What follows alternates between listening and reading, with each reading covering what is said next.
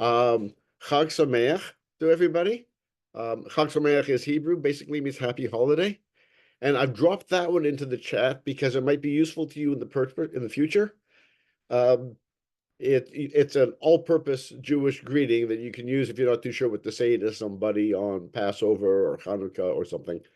And I've even tried two alternate spellings of the ch sound in Chag Sameach.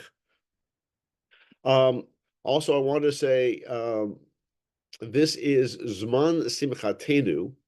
Um, all of the various holidays in Judaism have a particular name or designation.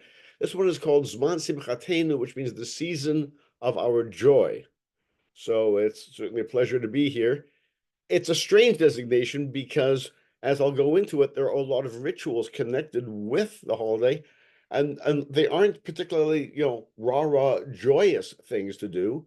They're more thoughtful, appreciative, and even slightly fearful things that we do. So, in putting this together, I wanted to do about three sections. First, I'll give you the background of the holiday. Then I'll go through some of the rituals that are associated with the holiday, things that we do, things that you may have seen in movies, things that you were invited to do. That will also have an activity component in which I'll be calling upon you to do something. And in the end, I want to talk about contemporary relevance of the holiday, social and psychological issues involved. So, for starters, wiki review of the major plot line of the Hebrew Bible. The children of Abraham, Isaac, Jacob, Sarah, Rebecca, all the early Hebrews end up, because of Joseph, they end up in Egypt, got there by famine. And in time of environmental change like this, it's worth remembering that people are forced to move because of climatic changes. While in Egypt, a new pharaoh arises, oppresses them, puts them into slavery. God comes by and picks somebody. Hey, you, Moses, you got the job. Get these people out of here. Moses goes and deals with Pharaoh. Let my people go. Pharaoh says, no, no, no. There's a whole series of plagues, darkness, and locusts, and all this, which fall down upon Egypt. In the end, Pharaoh says, okay, I give up. You guys can leave. They leave, they head out into the desert, heading toward the promised land, the land of Canaan, where their earlier ancestors had come from. They receive the holy revelation of Sinai, which is the kind of the core of Jewish belief and practice. And then they sort of mess up along the way. And God says, you know what, you guys, you've got a slave mentality. You are not fit to go and build a new society. So we're going to keep you here in the desert for about 40 years. And so they live in temporary shelters along the way as they move from place to place. Ultimately, Moses dies, Joshua takes over, and they fight the Battle of Jericho, enter the land. And it seems like it's been battles ever since. But we'll leave that aside. But the period of traveling in booths is then remembered in this particular holiday. The leaving of Egypt is commemorated in the holiday that you might know well, which is the Passover. It may or may not be the case that Jesus was observing a Passover feast in the Last Supper. That's debatable. Lesser known is this holiday, the holiday of Sukkot, which commemorates the moving through the desert and which involves the building of little booths called Sukkot. The singular is Sukkah, the plural is Sukkot, and other practices with it. When I looked into the Bible again to see all this, it's interesting that this holiday isn't simply described intact in one place, but rather it appears somewhere, some of it's in Exodus, and some of it's in Leviticus, and some of it's in Deuteronomy, and we're told different things about it. You will have a holiday of the harvest. This is known as the harvest holiday, but that doesn't particularly talk about the booths. And then there's a holiday that says we'll have a holiday of booths, but it doesn't necessarily mention that we'll bring in 4 objects to do strange things with. And there's one which says, and they will be at this holiday, and you'll bring in these 4 objects, and it will. And so at later times, Jewish practice and the rabbis kind of took these 3 or 4 independent descriptions of a fall celebration and merged them into this 8-day sequence of living in booths, experiencing the harvest, acknowledging our sense of impermanence, and also, because it is a harvest festival, the Thanksgiving elements, which are involved in all the good earth-based religions. So the harvest holiday, if you go inside somebody's sukkah today, decorated in North America, you're likely to see like hanging gourds and pumpkins, very Halloween type of stuff, because after all, we're Canadians. Children are asked to decorate it. So the inside of a booth can get quite interesting. So I have a series, if I, hang on, we'll just figure out here, screen share, and I go to this one here, and, okay, varieties of Sukkot. All right. So just to give you, where the heck did they go? Help. Oh, there we go. So I just wanted to give you a quick tour of what a sukkah might be, because the crew back there was very industrious last night building a sukkah. People checked with me. I told them that, in fact, yes, you can use the side of an elephant. You have to build at least 3 walls or something, and it has to have a covering which is open and open to you can see the stars through it. The covering has to be enough to give you a sense of enclosure, but open enough and porous enough that you're aware of your place in the cosmos. So contemporarily in North America, people might do something like this. You put up a frame structure, and then you hang cloth around the outside. If you look at this one, you can see kind of over on the inside, there's certain little decorations going on in there. You can see along the top, the branches which are laid down. This one is clearly not a British Columbia one because of the roofing that's been chosen. I know that my friends and I traditionally in Vancouver find out where the city of Vancouver is doing leaf and tree trimming, and we go and chase behind the trucks and take down the branches that they've been cutting down before they get put into the chipper. And then we, take these back, and then people ask each other, "Do you have stuff for your sukkah? Do you have stuff for your sukkah?" Yeah, well, there's, the crew's over there on West 43rd Avenue today. Get down there quick. This is a sense of the inside of a sukkah. Notice the natural branches above, and the father and child, who are probably hanging little decorations, pom-poms, paper chains. Family near me always does kind of popcorn, cranberry, popcorn, cranberry, popcorn, cranberry, hanging from the string, which is fruits and vegetables. Oh, and I've got help in the background here. This one is taken from probably Jerusalem, just to give you a sense of the architecture in the area. People will build with a small balcony. You can see that they've got flowers and pots and all that hanging from the balcony, so people will sit out there in the summer. But it's been built so that religious people can erect a sukkah outside of their house. This one has plywood walls, but it has clearly a local covering. Here's a couple of funky local things. This one you can tell is done in somebody's backyard, because here's the little barbecue just outside the sukkah. It looks like they've used corn stalks for the covering and kids' art, right? Sat down with the kids with pencils and pens, and drawn pomegranates, which are a traditional symbol. Here again, very lightweight, simple sukkah. It fulfills the criteria. It has 3 walls. It's got the covering. Some of them, again, get quite large. That's how big they can be. This is all these photos, by the way, I took from the web. These are none of mine.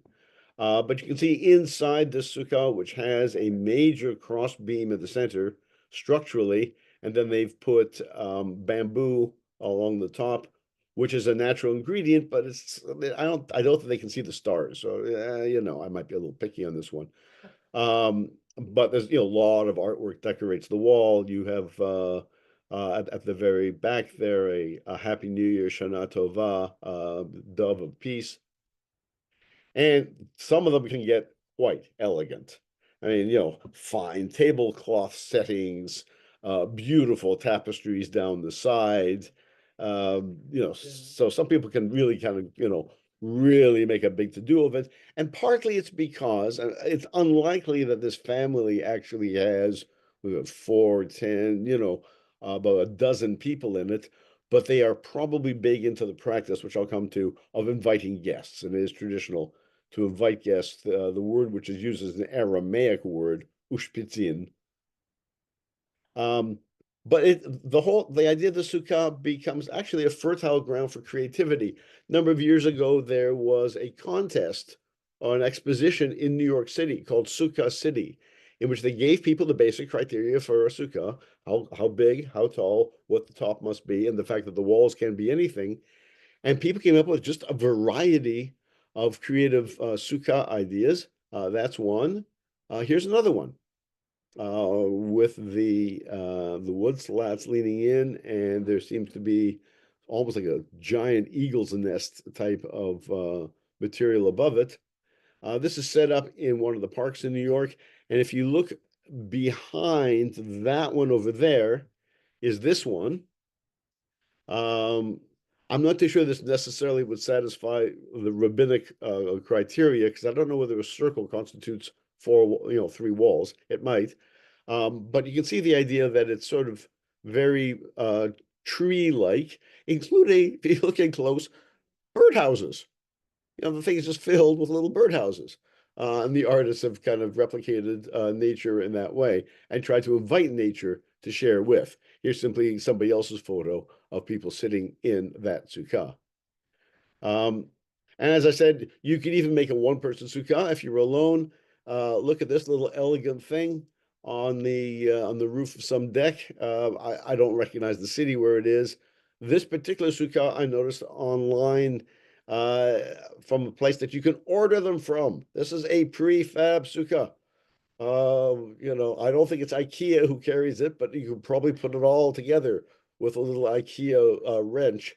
The furniture inside, the rug and the roofing, that's all been sourced locally.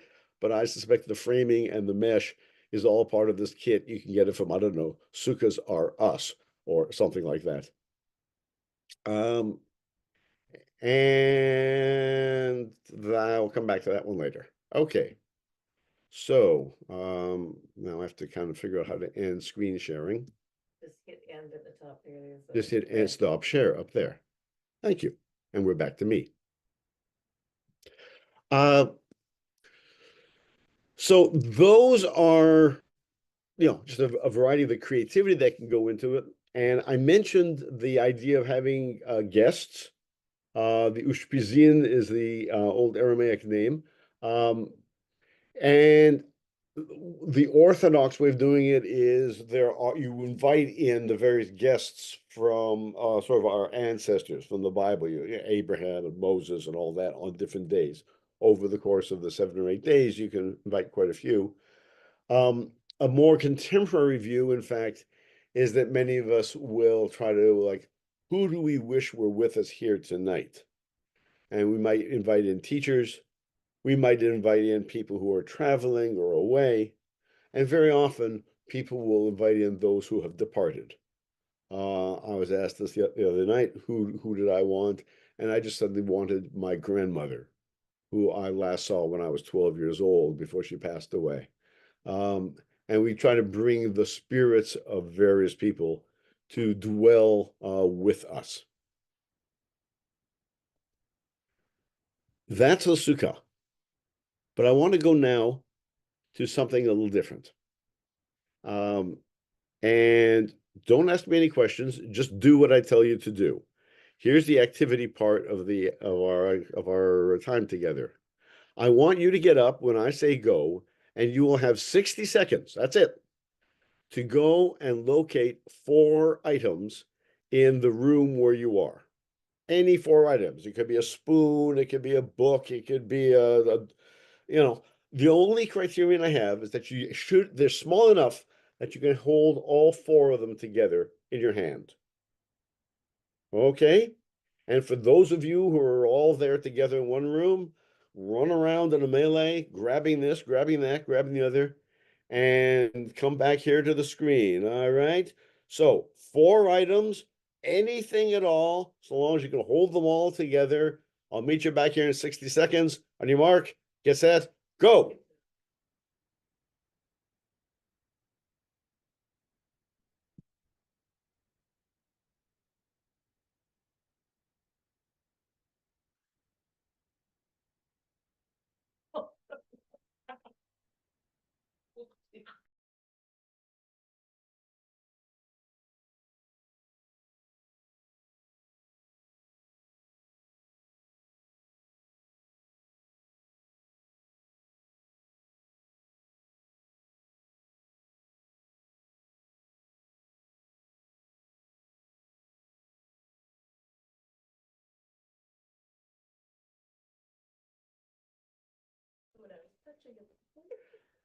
Okay, are we all back with our 4 objects?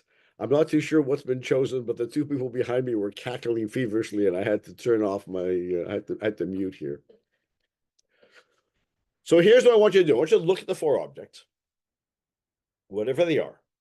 Well, first of all, since you can hold them, would you please hold them up in front of the camera so we can all see? Let's go into perhaps into gallery view and see what people have brought. Okay, I'm seeing some phenomenal variety there. Okay, Connie, that's an amazing collection.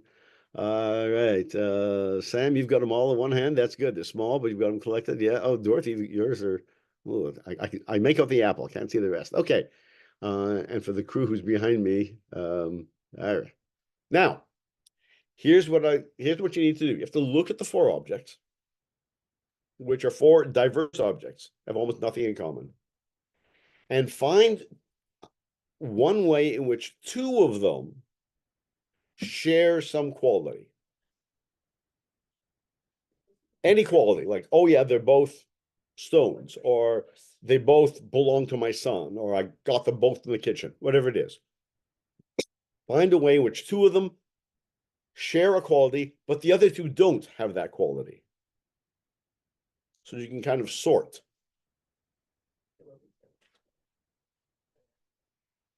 Do it in your head. Understand what your sort was. Okay, A goes with B and C and D don't.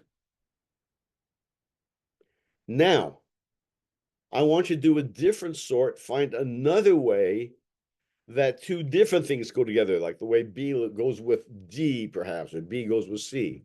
A different attribute completely that 2 of them share and 2 of them don't.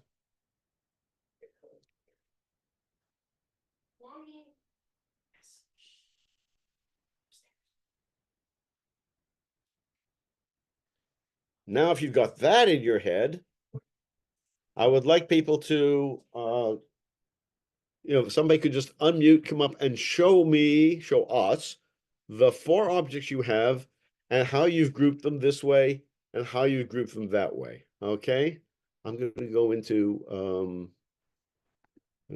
gallery view here so I can see everybody. Okay, who would like to go first? I've got 2. Okay. Okay, these are 2 that pinch. Oh, 2 pinchers. Okay, and 2 that don't Okay. pinch. And then 2 that don't pinch. These are the 2 that don't pinch. Okay. And then I've got 2 that correct things. The eraser, and this takes out staples that I made a mistake and need to unstaple it. Okay. So pinch, no pinch, correct, no correct. Thank you. Perfect. Lovely. Somebody else have their 4 objects and would like to show their way of doing it. I have 2 objects here that are electronic, a flashlight, and a backup battery. And then my other two objects are things that I might use every day, a small journal from Daihatsu and a coffee cup from a museum to Mushli. But those are your other two objects which didn't match the first one. Right, right. And Well, they're everyday objects. The others I use maybe once every few weeks. So, okay, well, I'm looking for those. If maybe you can get one of your electronics as one of them paired with something else. okay, I'll get my flashlight and my journal, and I might use the flashlight to illuminate my journal in a dark room when I want to write something down. Insights. Okay, insights and non-insights, and illumination and thoughts. Somebody else? Maybe one more? I can go. Yes, Um, please do. Two items that are medicinal use. This, even though it's not labeled, it's like eczema cream. And these two, a piece of paper and a pen, are used to convey information. It sounded like, based on what you said, you wanted a different combination as well, maybe?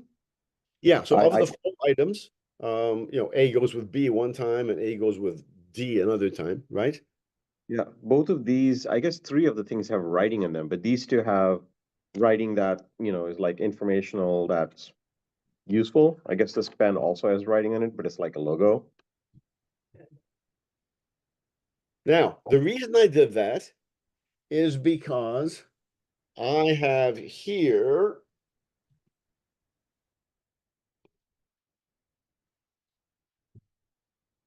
a lulav and etrog. Very widely used. I mean, this is the other symbolic thing in Sukkot holiday. Your sets of four are your lulav and etrog. This is mine. Now, the reason I asked for four is because this is called the etrog. It's a citron. It's something in the lemon family, citrus family. Okay, it's got a smell to it. The other three items are a palm branch, which has been closed up and tied shut, and two other plants, myrtle and willow. These four together are generally referred to as the arba minim, the four species. You have your own four species over there, although you didn't know that that's what you were getting. There is a point in the Torah, in the Hebrew Bible, where we are instructed on this holiday to gather together four species. They aren't specifically named. We're told to get like a goodly plant, and so they chose this as being because it's fruitful, and choose something of majesty, so they chose the palm. And at a later point, the rabbis decided this would be probably what God had in mind and mandated that this is the set of four. Now, given that I am here in the Pacific Northwest, personally on the lands of the Comox Pantalach peoples, my son, Noam, who got mentioned earlier, went out and put together a local set of four, which is a cedar branch in great profusion, and then salal over here, and Oregon grape over there. And rather than a lemon, we have an apple, which we just picked off of a local tree just down the block from us at our friend's place. So this is our sort of Cascadian lulav and etrog, not particularly mandated by the rabbis of old, but a parallel to this one, which was mandated by the rabbis of old. Now, why did I ask for the 2 by 2 categories like these are plastic and those are not plastic, or these are writing and these are not writing. There's a number of ways of understanding the lulav and etrog, and I'll give you two of them fairly quickly. One is as a 2x2 breakdown, that two of these things are in fact edible. The date palm produces dates, and the citron can be used as a food product. But two of them, the myrtle and the willow, are non-edible. Okay, that's one category. But do it a different way. Two of them are deemed to be fragrant.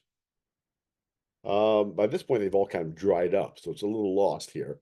But the citron, the etrog, has a fragrance, and then one of these, I think the myrtle, and the myrtle, thank you, the myrtle is supposed to be fragrant, whereas the palm and the willow are not fragrant.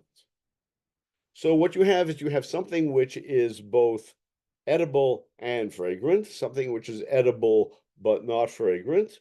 We have something which is non-edible and fragrant, something which is non-edible and non-fragrant. As you would have in your categories over there, something which is, for, however you all put it together.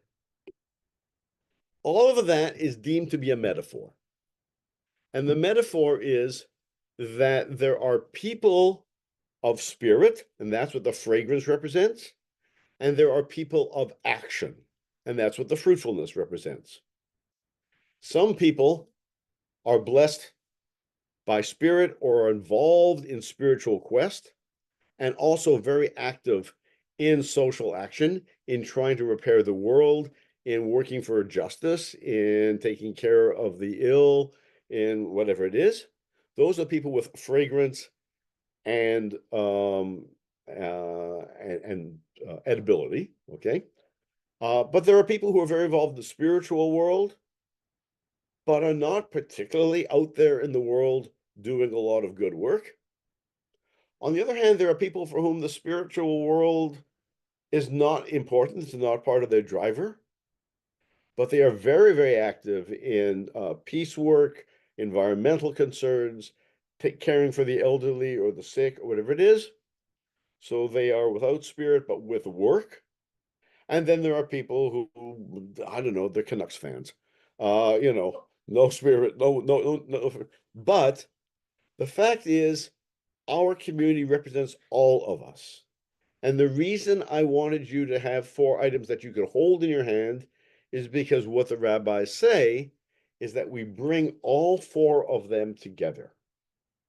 And that there is a practice involved, and we will go to it in a few minutes, in which you hold them all together. The community is made up of both those people who are putting in a lot of spiritual work and those who are not, those who are putting in a lot of social work and those who are not, but we're all one community.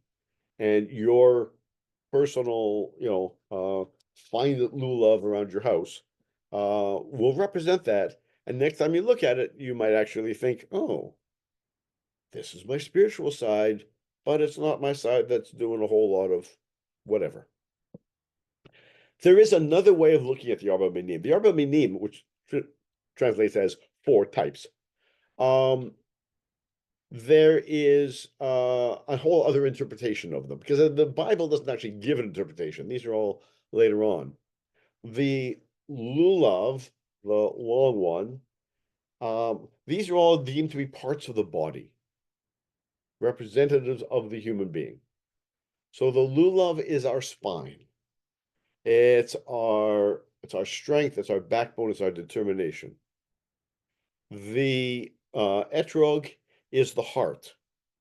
It's the seat of both emotion and, in those days, of thought, intellect. All of that which makes us truly spiritual humans is represented by the fruitfulness of the etrog.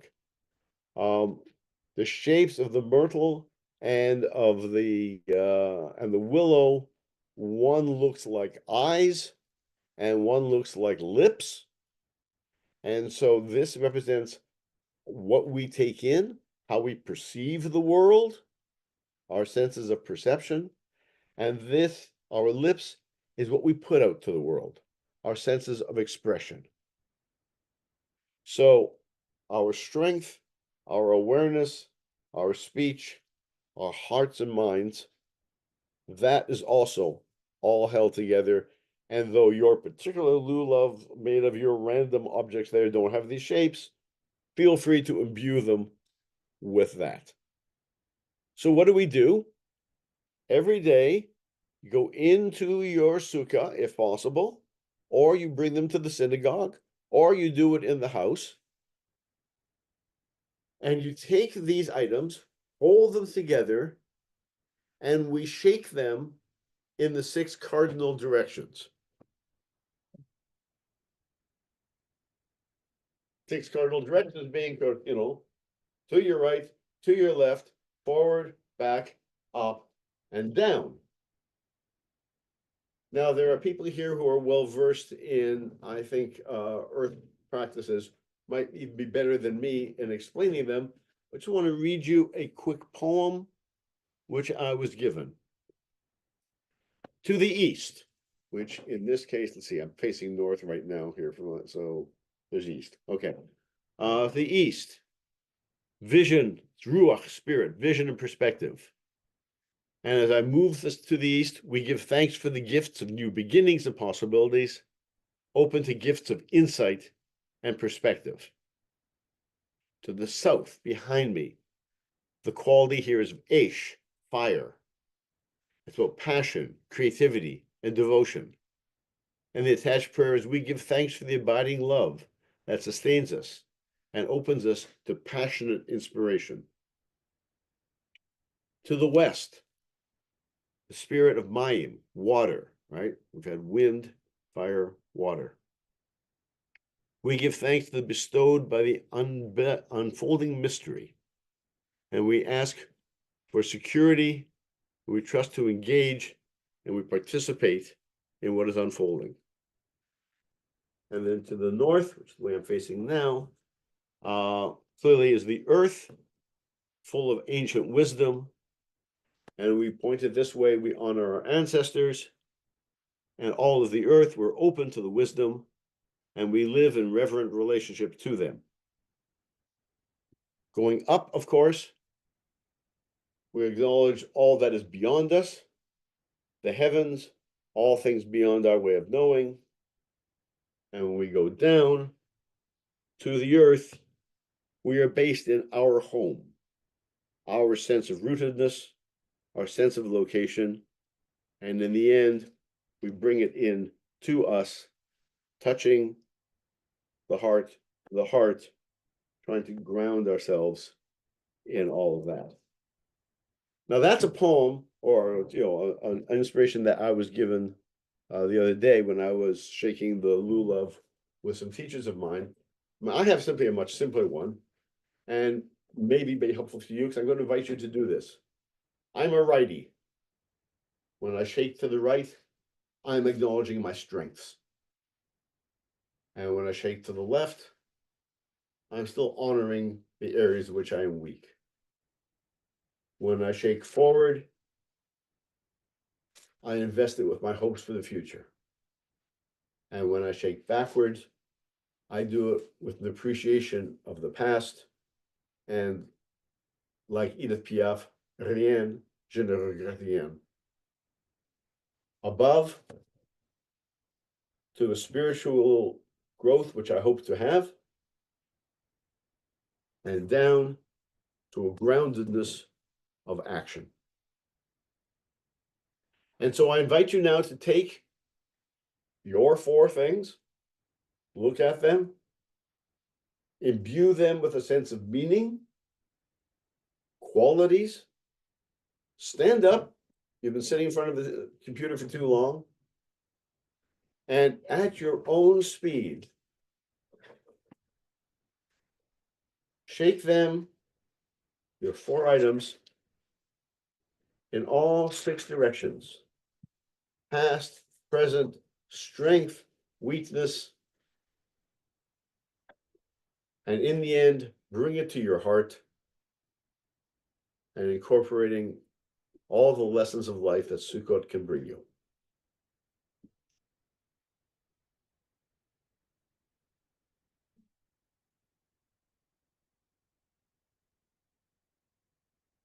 folks over there aren't shaking. We did. We should. I'm sure.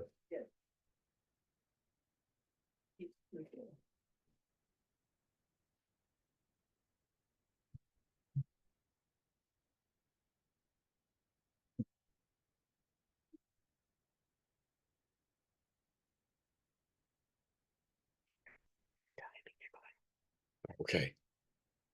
I've just been warned, be careful with my timing. I'm going long. All right. That's what happens. I always prepare at least 60 minutes worth of stuff for a 20-minute talk. All right. Let me speed along. Okay, into issues of contemporary relevance. What is Sukkot? If we are living in little booths, it is clearly there's an issue about temporariness. And whereas I gave you before this lovely picture of affluence, here is another sukkah that was built for the sukkah exhibit. These are all homelessness signs. The person who built this sukkah went across the country, meeting people who are homeless, who are holding up signs, looking for food, looking for shelter, looking for help.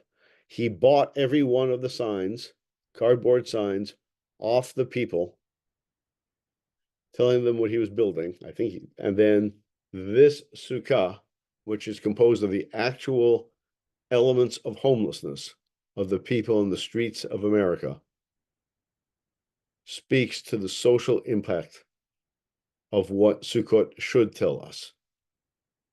We who are comfortable in our homes are indeed truly fortunate.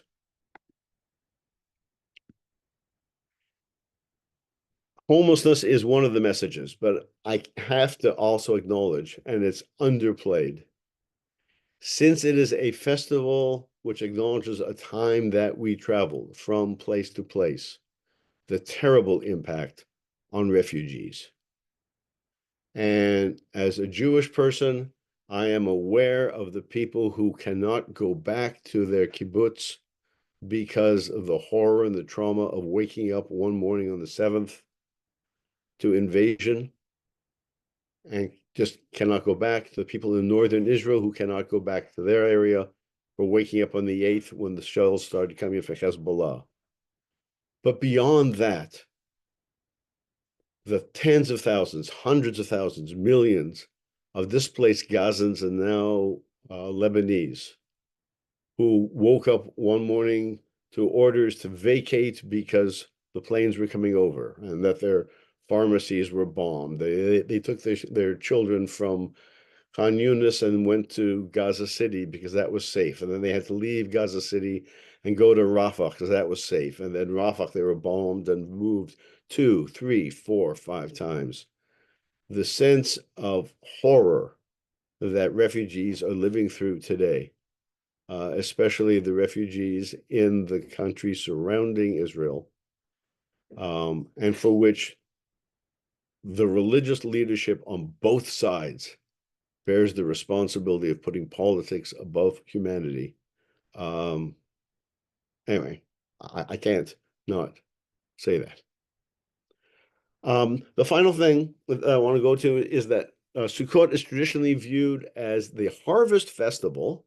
And so you have, fruits and all those decorative things. And so it is Thanksgiving. And as we began at the beginning, as Rachel led us through a meditation, the things for which we should be thankful, for our food, for our health, for where we live, for the people that we know. Sukkot is also the reminder of that. I think ultimately, if you view yourself as a sukkah, if you view the booth as being the body, as we are suggested that this is our eye, our heart, our spine, that we are at this time bidden to look at our own impermanence, bidden to view ourselves as simply being pilgrims on a historical journey of our species.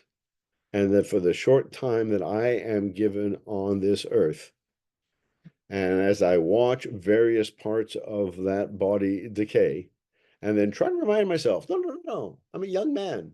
I'm younger today than I ever will be again. This is my youth. Only partially convincing.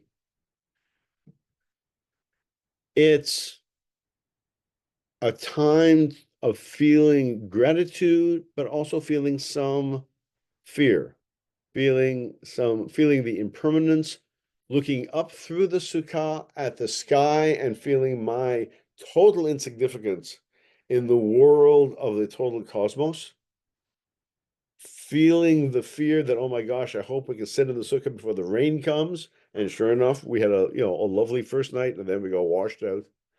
That sense of how long will I endure? How long will I be able to manifest, if I can, both the qualities of spirit and the qualities of action, that one of the four qualities of the lulav and etrog. That's my goal. I would like to close with a bit of a reading here. I had some other ones, but I'll leave this as a final prayer to you.